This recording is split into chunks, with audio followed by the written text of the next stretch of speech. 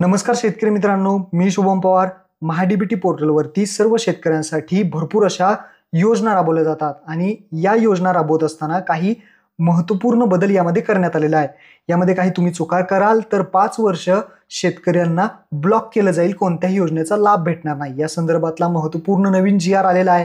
काय महत्त्वपूर्ण जी.आर. आहे या व्हिडिओमध्ये आपण थोडक्यात शेतकऱ्यांसाठी माहिती पाहूया. तर शेतकरी मित्रांनो, तुम्ही इथे पाहू शकता महाडीबीटी प्रणालीवर लाभार्थी निवडीसाठी प्रथम येणाऱ्यास प्रथम प्राधान्य म्हणजेच first come first serve FCFS जी की कार्यप्रणाली आहे आणि ही राबवताना 6 ऑक्टोबर 2025 रोजी एक कार्यप्रणाली राबवताना जी.आर. काढण्यात आलेला आहे. काय महत्त्वपूर्ण जी.आर. काढला आहे तो इथे समजून घ्या. इथे प्रस्तावनामध्ये सांगितलं आहे की जुलै 2019 पासून जे काही महाडीबीटी पोर्टल द्वारे निवड करण्यात आली. पहिले कसं होतं की लॉटरी पद्धत होती आणि ही लॉटरी पद्धत आता बंद करून आता जी काही नवीन प्रणाली आहे प्रथम येणाऱ्यास प्रथम प्राधान्य, जो अगोदर फॉर्म भरेल त्याला या योजनेअंतर्गत त्या शेतकऱ्याला लवकरात लवकर लाभ देण्याचा इथे प्रयत्न केला जाणार आहे. आणि याचा प्रथम येणाऱ्यास प्रथम प्राधान्य आहे, परंतु यामध्ये काही महत्त्वपूर्ण जे काही बदल आहेत ते करण्यात आलेले आहे. काय शासन निर्णय आहेत ते इथे समजून घ्या.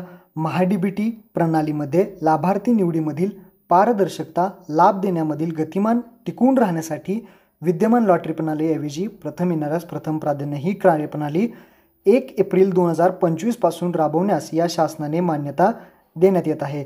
1 एप्रिल 2025 पासून प्रथम येणाऱ्यास प्रथम प्राधान्याने मान्यता मिळालेली आहे.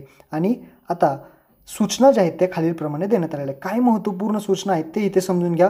ज्यामध्ये महाडीबीटीवर आज अखेर जे काही अर्ज प्रलंबित आहेत ते अर्ज प्रथम येणाऱ्यास प्रथम प्राधान्य प्रणालीवर विचारात घेण्यात येणार आहेत.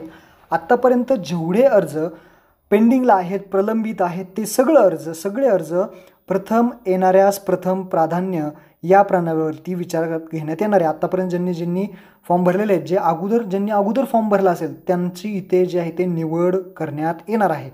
त्यानंतर दुसरा पॉईंट पहा, जे लाभार्थी या प्रक्रियेमध्ये समाविष्ट होताना ज्यांनी फॉर्म भरलेला आहे, ज्यांची निवड झालेली आहे, आता ज्यांची निवड झाली असेल त्यांनी खोटे कागदपत्रे जर सादर करतील किंवा दिशाभूल करून लाभ घेण्याचा प्रयत्न करतील, त्यांचा लाभ वसूल पात्र करण्यात येईल. आणि त्यांचा आधार व फार्मर ID, आधार क्रमांक आणि फार्मर ID पुढील 5 वर्षासाठी कृषी विभागाच्या सर्व योजनांसाठी ब्लॉक करण्यात येईल. जे शेतकरी खोटी कागदपत्रे देतील, दिशाभूल करतील आणि शासनाला फसवायचं काम करतील तर त्या शेतकऱ्यांचा जो काही फार्मर ID आहे, आधार आहे, म्हणजे तो शेतकरी 5 वर्षासाठी कोणत्याही योजनेचा लाभ घेता येणार नाही, ते ब्लॉक करण्यात येणार आहे. त्यानंतर पुढचं पहा, ज्यामध्ये इथे ज्या 3 नंबरला आहे, ज्या घटकाकरिता लाभार्थीची निवड होईल, तुमची निवड कोणत्याही योजनेला झालेली असू द्या, त्या घटकाचा लाभ त्या लाभार्थ्याने त्या पुढील किमान 3 वर्ष घेणे अपेक्षित आहे. आणि विहित मुदतीपर्यंत जर लाभ घेतला जात नसल्यास तसेच अनुदानित घटका गैरवापर केलास तर अनुदान वसूल पात्र असणार आहे. अशा लाभार्थ्यांचे आधार कार्ड, फार्मर ID कृषी विभागाच्या सर्व योजनांसाठी पुढील 3 वर्ष ब्लॉक करण्यात येईल, हे सुद्धा यामध्ये सांगितलं आहे. त्यानंतर 4 नंबरला पहा, सर्वसाधारण प्रवर्गातील लक्षांक वाटपाचा घटक हा तालुका राहील, तसेच अनुसूचित जाती प्रवर्गातील अपंग प्रवर्गासाठी लक्षांक टप्पा हा जिल्हा राहील.